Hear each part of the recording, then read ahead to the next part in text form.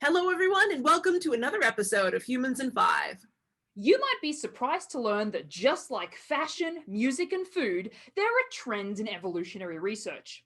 Certain topics were very in 20 years ago that no one talks about now, and other research questions are so hot right now that no one talked about 5 years ago. One of these topics is the obstetric dilemma. This concept was put forward in the 1960s by biological anthropologists and essentially suggested that humans were put in a tough spot when it comes to giving birth.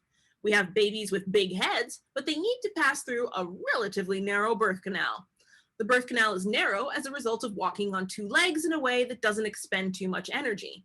On the other hand, having larger brains has helped us make use of new resources and environments, giving humans a dilemma that makes childbirth a real challenge.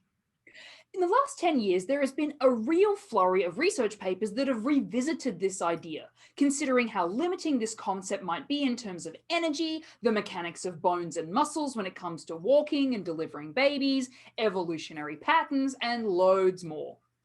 Ekaterina Stansfield and colleagues from the University of Vienna and the University of Texas at Austin have added to the newest paper on this topic. Instead of focusing on the dimensions of the bones of the pelvis, their study focused on the muscles of the pelvis, specifically the pelvic floor. The pelvic floor is the term used for the large, strap-like muscles that run from the front of the pelvis to the back, creating a floor for the pelvic organs. These muscles are also key for getting rid of waste and giving birth. Muscles in the pelvic floor include the levator ani, the coccygeus muscle, and the connective tissue linking these with the bones of the pelvis. All humans have a pelvic floor, but it looks different in females because of their enlarged pelvic canal. The pelvic floor isn't just a static set of muscles. Looking after this part of our body is really important. Our pelvic floors help us control our bladder and bowel movements, and according to some reports, may impact orgasm experiences. Sadly, for many people, pelvic floor disorders develop after vaginal birth, including incontinence issues, pain, and damage to pelvic organs.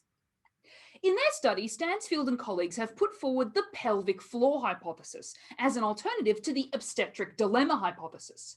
They wanted to test the hypothesis that a more expansive birth canal suspends the soft tissue of the pelvic floor across a larger area, which is a disadvantage for continence and support of the weight of the inner organs and a fetus. To test this hypothesis, the research team created a 3D computer-generated model of the pelvis and the pelvic floor. Using this model, they altered different features of the pelvic floor, including its size in different directions and the thickness of the muscles making up the pelvic floor. This allowed the team to test how the pelvic floor supports muscular work in everyday life and during pregnancy and birth.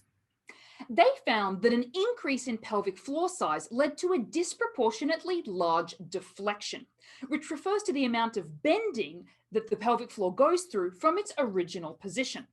Deflection happens when we empty our bowels, as well as, to a much larger extent, when humans give birth. When they increased pelvic floor thickness on the 3D model, they found that this considerably reduced deflection. However, as a side effect, this increased the intra-abdominal pressure necessary for childbirth. The team concluded that there's an evolutionary trade-off happening here, that a larger birth canal would mean a larger pelvic floor, which could present issues with deflection. And on the other hand, that a thicker pelvic floor would help with these issues, but also increase potential childbirth difficulties. This study does highlight the importance of thinking not just about the skeleton in evolutionary time, but also the muscles and soft tissue that interact with our bones when it comes to human life. However, this study doesn't really give us a new alternative to the obstetric dilemma and just substitutes in another type of evolutionary compromise. No matter what, we hope this episode reminds you to do your Kegels, and we'll see you next time on Humans in 5. And don't forget to subscribe.